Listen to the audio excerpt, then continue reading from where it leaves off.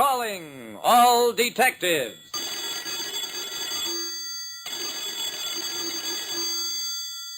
When a young man wanted to be a detective, he proved that he could, the hard way. That is the situation on this page from my casebook. The casebook of Jerry Browning, private detective. To be a private detective like me, Jerry Browning, you have to do more than solve cases. The fellow who walked into my office was tall, good-looking, and not a day over 21. My name is Townley, Cliff Townley. I want to be a detective like you. Sounds like you've been reading a lot of Chandler and Hammett. Well, I know those writers exaggerate some, but anyhow, I figure as your assistant, I could get the real lowdown on the game. Stop right there.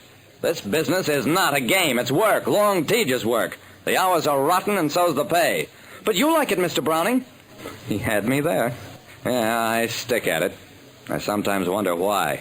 Well, I wouldn't expect much salary to start, Mr. Browning. The folks left me enough money to see me through school. I'll get along. Sure, but not here. Believe me, I don't need any help. I'm sorry, but that's how it is. He got up, headed for the door. I'm going out and find me a case and crack it. I'll show you that I'd make a good detective, even if it kills me. When I refused to give a job to a kid fresh out of college, he refused to listen. A week went by without my hearing any more from that avid applicant, and I shrugged it off. I was glad Cliff Townley hadn't tried to do something daffy to convince me that he was a super sleuth. Then, I got a call from Lieutenant Dawson, from the morgue.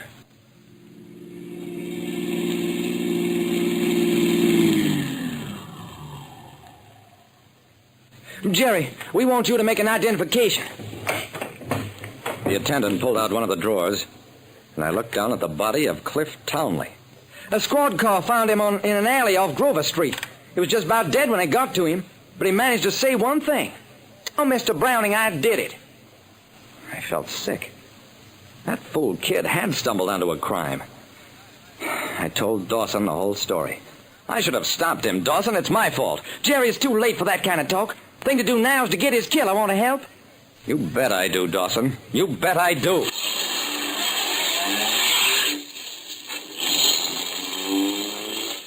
We drove back to headquarters. The crime lab report wasn't much help.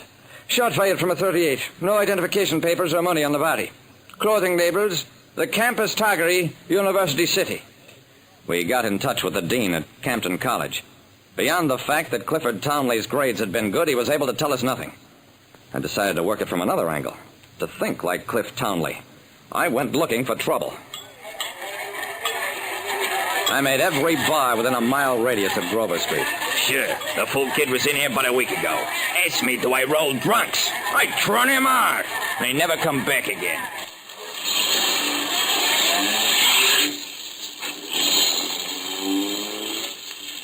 Well, where would you go next if you were 21 and out to catch crooks? I made the rounds of pool halls, diamond dance joints, bookies. And what I came up with was nothing. Then I got another brainstorm. Take this ad, please. Information wanted concerning Clifford Townley, graduate of Campton College. Get in touch with J. Browning, Box A, the Daily Clarion. Liberal reward. By 5 o'clock the next day, I'd received a reply. I drove to the address given on it, talked to Todd Richards. Cliff Townley was my roommate there. Up till last week, we shared this room. Then I landed a big job traveling for Agnew Merchandisers.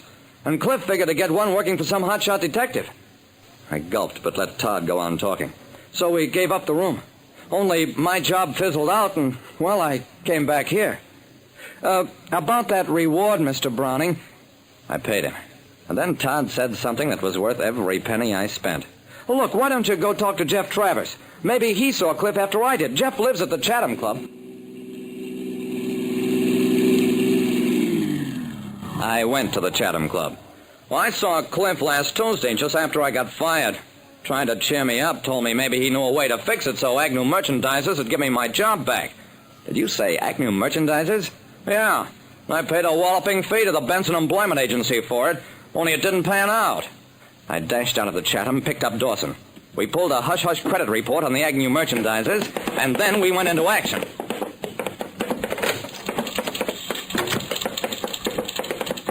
Good afternoon, gentlemen. Can I help you?